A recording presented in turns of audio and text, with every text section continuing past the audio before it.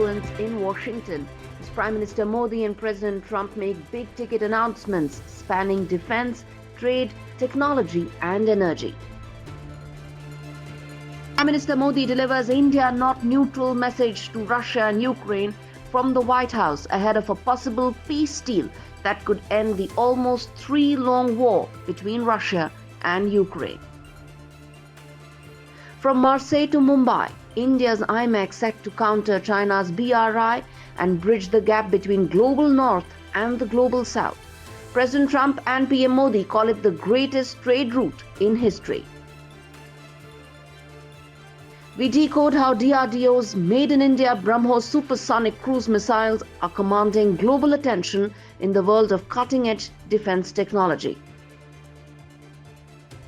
From the national women's football team to prominent actresses and now even critics, Bangladesh descends into total chaos amidst Dhaka's atrocities on women.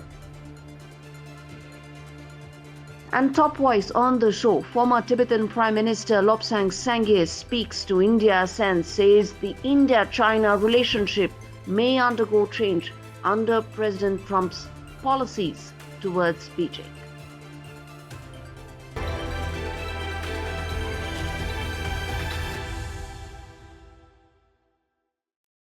Hello and welcome. You're watching a very special episode of India Sense with me, Gaurie Dwivedi from the US. The big story continues to be and should be what is unfolding right now in Washington, D.C. between the US and India. Well, Prime Minister Modi and President Trump have met in their first meeting since Trump 2.0 began on 20th of January. Well, several important things have really been the big highlights of this meeting. Well, some would say that trade dominated, but the fact is that the bonhomie, the body language between the two leaders indicated exactly what Prime Minister Modi summed it up by saying that when India and the US come together, it's not 1 + 1. But which is not equal to 2, but it is 1 + 1, which is adding up to 11, which is exactly what the power of India and America's bilateral relationship is in terms of the possibilities it throws up for the world, whether it is in terms of engagement on political matters, whether it is in terms of engagement on trade matters, or whether it is in engagement in terms of technological partnerships. And not just that, even in the region, on asked about Bangladesh, President Trump's response is indicative of how the US-India relationship is set to evolve from here on. President Trump said that India is the stabilizing force in the region, agreeing and in fact remarking on just how important India's role could be in countering China in the region. It also in fact could be indicative of how India could play an important role in the Quad going forward. Till now, Quad has been largely a mechanism that's been about soft power issues, but could evolve into much more. But that's just one aspect of it. Trade being another aspect of a relationship that has multiple and many opportunities. The fact that Prime Minister Modi met Elon Musk, he met Vivek Ramaswamy, he met Tulsi Gabbard, all key and prominent figures in President Trump's administration. Vivek Ramaswamy is set to now is running for governorship in Ohio and could play a very important role in American politics, is indicative of the role that Indian and Indian diaspora are set to play in America. Trade may be an aspect of this relationship. It's unlikely to be the dominating aspect of this relationship. Yes, there could be some negotiations, but the meeting here today sets the stage for negotiations in a matter that are amenable to both sides and allow both India and America to move forward, keeping their other joint interests and objectives aligned. MAGA plus MIGA तब बन जाता है mega partnership for prosperity. हम दोनों का मिलने का मतलब 1 + 1 2 नहीं, 1 और 1 11 होता है। He's doing a great job in India. Everybody talks about it. He's doing a really fantastic job. A great leader. मैं समझता हूं पूरी दुनिया में डील शब्द का कॉपीराइट एक ही व्यक्ति का है और उस व्यक्ति का नाम है Trump.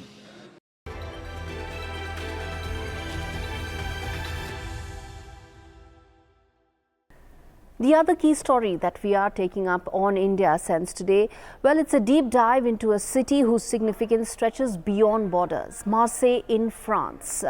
As India and France forge much deeper ties going forward, the Mediterranean hub, that's Marseille, is poised to become a global bridge that connects both the global south to the global north, propelling India to the forefront of a new era where you have trade, culture, geopolitics all coming together. This report tells you the significance of Marseille and why it's so important in India's scheme of things when it comes to connecting India with the Middle East.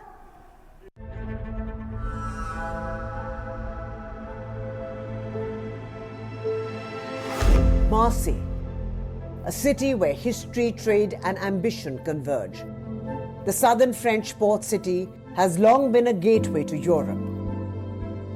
But now, under the leadership of Prime Minister Narendra Modi, it's become central to India's future. As the anchor for the India-Middle East-Europe Economic Corridor, or IMEEC, Marseille is poised to serve as a vital link between India's west coast and Europe via the Middle East. This corridor is not just a trade route. It's a lifeline for global connectivity, breaking barriers that have long stood in India's path. For years, Pakistan's veto over overland connectivity to the west has kept India at arm's length from much needed trade routes. But with IMEEC, that obstacle is shattered. India can now access the heart of Europe through Marseille, a city strategically positioned on the Mediterranean and with a port that is the largest in France and the third largest in the Mediterranean. Marseille's significance deepens further when we consider its telecommunications infrastructure, connecting Europe to Asia, Africa and West Asia through undersea cables that carry 99% of the world's data. The IMEEC is not just about moving goods, it's about moving ideas, people and cultures. In that sense, the corridor becomes a bridge, linking the vibrant global south with the prosperous global north, with India standing at the helm, poised to lead the charge. In a world where China's Belt and Road Initiative, BRI, is reshaping global trade dynamics, the IMEEC represents a counterbalance, offering a model based on shared growth, respect and mutual benefit. It's a new path for a world weary of China's heavy-handed approach. And for India, it's a golden opportunity to solidify its role as the voice of the global south. As leaders like Modi and French President Macron continue to strengthen this vital partnership, the future of trade, culture and geopolitics looks poised for a dramatic shift. In Marseille, they are laying the groundwork for a transformative era.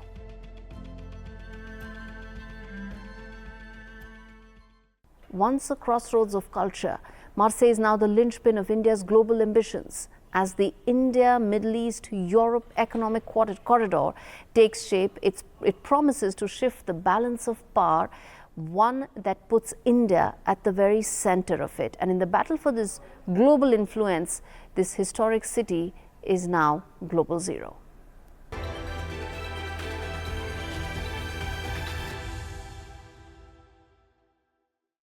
Wide-angle story on the show. India's Brahmos supersonic cruise missile has been making waves on the global stage. Well, it's gained interest from countries around the world. It was earlier Philippines, but there are now many more. How does this pave the way for India's Make in India ambitions when it comes to defense? And will this allow India to emerge as a top defense exporter? And how important would that be in the global security landscape? This report tells you.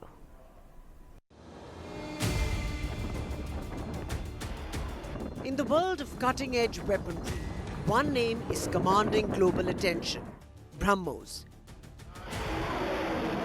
Developed by India's Defence Research and Development Organization, this supersonic cruise missile is a game changer, pushing India to the forefront of military innovation and reshaping global defence dynamics. With a blistering top speed of Mach 3 and a strike range of 290 kilometers, Brahmos is a force to be reckoned with. It's not just a missile, it's a symbol of India's growing military dominance. New Delhi's defence exports are surging, with Brahmos leading the charge. By 2028-29, exports are set to reach 50,000 crore rupees, with this missile playing a central role.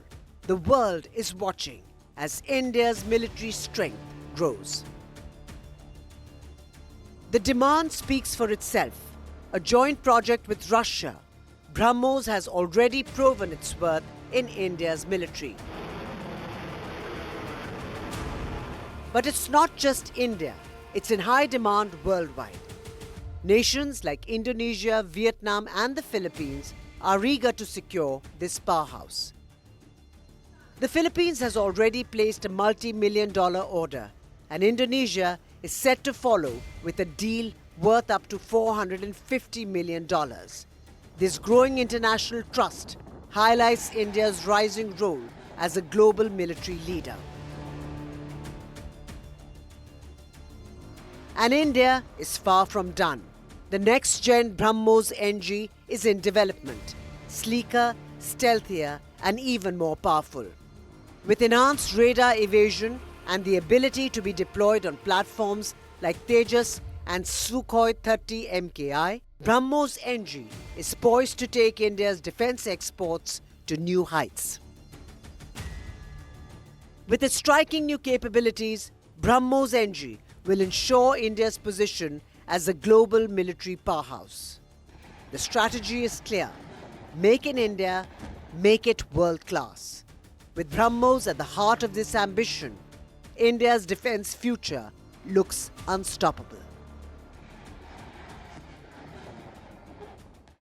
Brahmos is in fact reshaping not just the future of global defense, it's also propelling India at the very forefront of being a major military power. Defense exports in India in the last 5 years have really shot up, and its cutting-edge technological exports led by weapon mechanism and weapon systems like Brahmos that could really ensure that India emerges as a large player in terms of indigenous defense manufacturing. And in fact, the missile reach expands, and as it expands, future innovation takes place. India's rise as the global defense leader may in fact be unstoppable.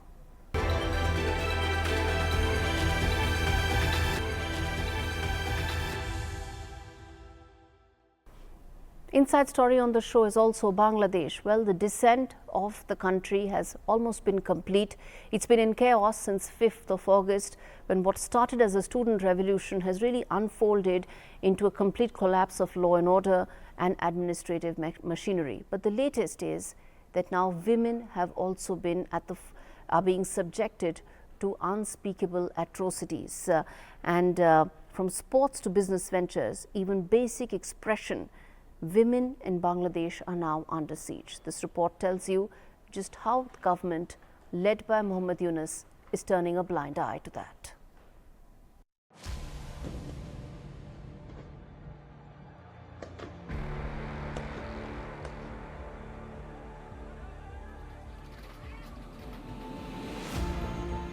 Bangladesh, once celebrated for its moderate Muslim heritage, is now under threat as Islamist radicals rise to power under the interim Yunus government, putting women's rights in jeopardy. A wave of violence has engulfed the nation, with Islamist mobs targeting women's sport and public life. In late January, protests led by radical groups forced the cancellation of women's football matches in Joypurhat and Dinajpur, just the beginning of a disturbing trend to erase women from the public sphere. Despite winning regional championships, the national women's football team now faces collapse as families pull their daughters from the game in response to growing conservatism. Meanwhile, the Yunus government remains silent, leaving radicals unchecked. Women's rights activists, once hopeful, now accuse the administration of hypocrisy, allowing Islamist groups to expand their control. The attack on women's sports is just the start. Actresses like Puri Moni face harassment for simply opening businesses, and public events featuring women are being cancelled under the threat of violence. This month, in a shocking act of violence outside Sheikh Mujibur Rahman's house, a woman was assaulted for supporting the Awami League, a grim signal of Bangladesh's complete descent into radicalism. Muhammad Yunus's government is interim. It is supposed to pave the way for elections. And till it does so, it is supposed to ensure that administrative machinery doesn't collapse. Law and order machinery doesn't collapse. But that's exactly what is happening. It remains to be seen whether a country which was once led by powerful women leaders is now going to not even allow a limited but important space to women in Bangladesh.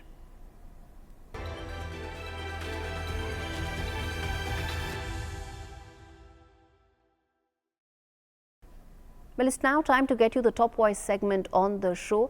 I spoke with Lobsang Sangye, who's been the former Prime Minister of the Tibetan government in exile. I spoke to him about what could be the China policy under President Trump and how could the new US regime impact India-China relations going forward.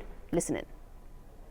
Welcome to a very special conversation. With me here is the former Tibetan Prime Minister and who's now, of course, a professor at Harvard Law School, Mr. Lobsang Sangye, with whom I will discuss everything related to Trump's policy on China, Taiwan, Tibet, and, of course, India as well. Thank you so much, sir, for speaking to me. Thank you. Good to be with you. We are speaking on a day when Prime Minister Modi is meeting President Trump. Everything is set to be on the agenda, but the one thing I think that's going to be really important is Donald Trump's China policy. It will impact India, it will impact the world as well. Let me first start by asking you, what do you think about Donald Trump's position and policy on China, and how much do you think it will be different from his predecessors? When Trump was president the first time, we lobbied to pass a law called Tibetan Policy Support Act of 2020, which he signed, based on which we got all the things that we needed, including funding, opening a consulate in Lhasa, on the issue of reincarnation, environmental issue of Tibet. So it's a law in America to support Tibet, which President Trump signed it. So second time, he has come back. Now he's, bound or obligated by the law he has signed. So that way, I think his support for Tibet will continue. As far as China is concerned, it looks intuitively, if you listen to him, he keeps saying China and tariff, and then it looks like that China policy will continue. What about the dam building exercises that China has really stepped up on right now, that the Brahmaputra being the latest? How do you see that impacting? Because one, there are some experts who feel that the future could be, geopolitics could be around water, especially in this region. That's a very serious issue. Recently, when there was a news that on Doklam,